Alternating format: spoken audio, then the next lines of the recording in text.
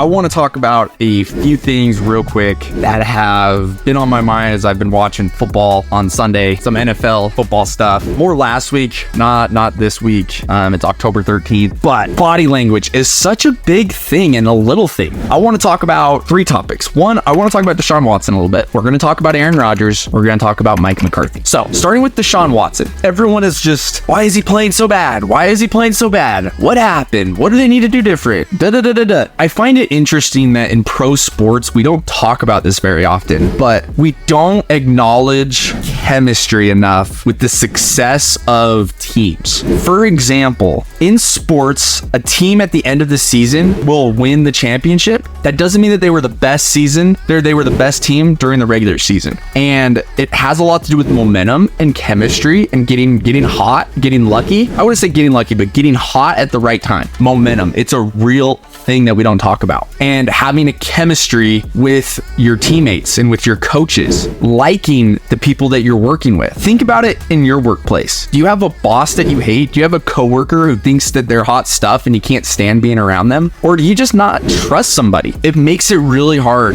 to excel when you don't have the same core values as the guy next to you, or to be your best self. And I don't know anything about what's going on in the Browns locker room, but it just doesn't seem like they want to play hard. Their offensive line is struggling, and I can just imagine it's an awkward dynamic in the locker room. Heck, I'm rooting for Deshaun Watson. I believe everyone should get second chances, and this is not targeted at Deshaun Watson. I'm simply using this as a case study that you're bringing in a quarterback with some controversy, some things that have been going on, and just think of all of his teammates. One, his offensive line. They've got to want to block for him. If you think, wow, I do not like this guy, you're not going to want to put your heart and soul on the line for him. And that's what it takes with football. It's effort. It is 70% effort. Teams that play hard, they're going to win some games, get the bounces. They're going to get the lucky things that fall into their lap. And so that's the thing with Deshaun Watson. What are we so shocked about? Would you want to be coworkers with somebody that just went through all this stuff and is going through all these problems? It's got to be tough. And then going home to your wife, and I'm sure your wife has probably looked up everything about what happened with your coworker, and then you're going, do I want to invite him over to the family barbecue when I'm hanging out with all my friends, or we're getting the teammates together to hang out with their families? No, you're not doing that, because in any other job or occupation, he'd be unemployed. And so I guarantee that this is where the issue is stemming from. It's just these guys don't want to play for him. And that is the thing with being a leader. You've got to be able to raise everybody up. And I really do feel bad for Deshaun, because I don't know what happened. Only he knows. But with the way things have transpired and he hasn't been able to bounce back, I'm sure it's just a lot of the dudes on his team aren't buying into him. And that's all it is. And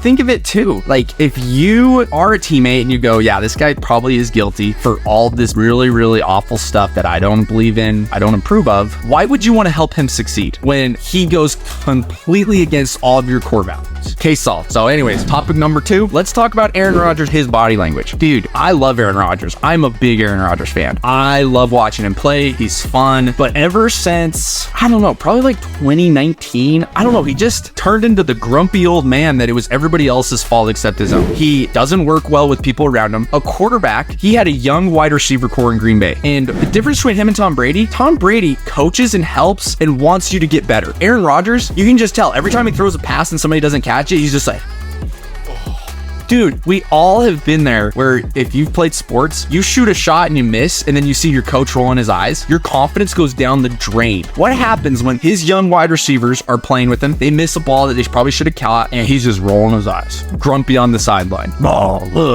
Everyone's fault. No, dude, you need to look in the mirror. It's your fault. Your defense is balling out, and no one wants to play for you because you're grumpy, and it doesn't seem like you care about anyone else except yourself. So, body language. He just looks like he doesn't want to be there, and he looks like he just thinks that it's everybody else's fault except his own, which sometimes it is. But dude, be a leader. And that's the difference. That's the issue with Aaron Rodgers. He's not a freaking leader to his team, or it hasn't been lately. I think he used to be when he was the backup quarterback for Brett Favre, and he had to work and he had to put in the reps and he had to climb up the ranks, but then he thinks he's arrived. And in a way he has. But once you've arrived, just retire.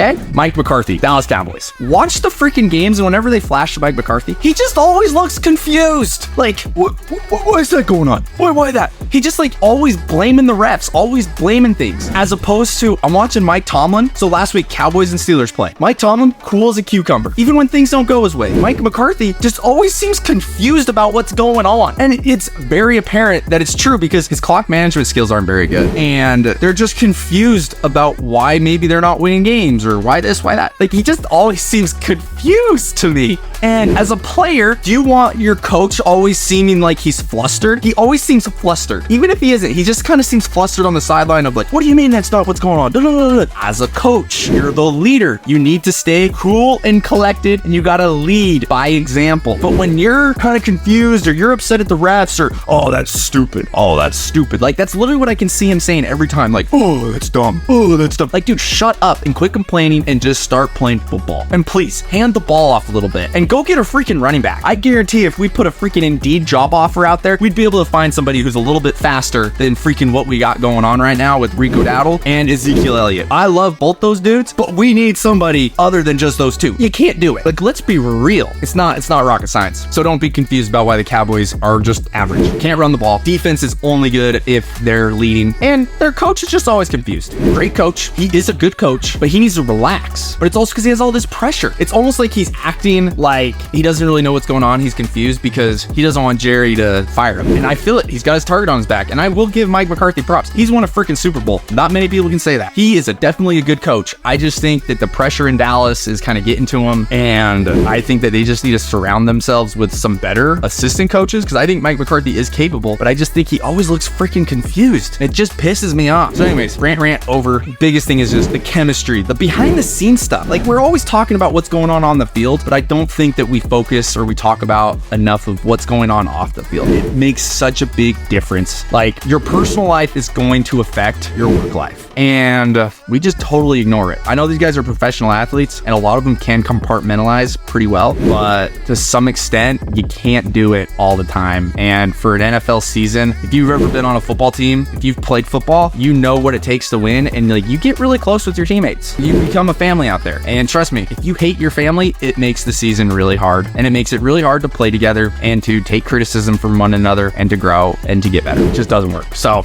I don't know. I think we just need to close the case on this. Like, dude, just cut Deshaun Watson. The guys don't want to play for him. You see the same thing happening with coaches. People quit on the coach. Once they quit on the coach, it's time to fire them. And that's the thing with the Jets. I don't know if the Jets quit on Robert Saleh. I think they kind of did. It just seemed weird always, but it'll be curious. I hope Robert Saleh gets another opportunity where he doesn't have to be at the New York Jets, doesn't have to deal with Aaron Rodgers, and bringing in Aaron Rodgers, offensive coordinator. The defense wasn't the problem. Robert Saleh, they have a top 10 defense in the league right now, and he was leading it. So his dudes were playing for him. They weren't playing for Aaron Rodgers or Nathaniel Hackett, obviously. I don't know. Just some thoughts. Rant over.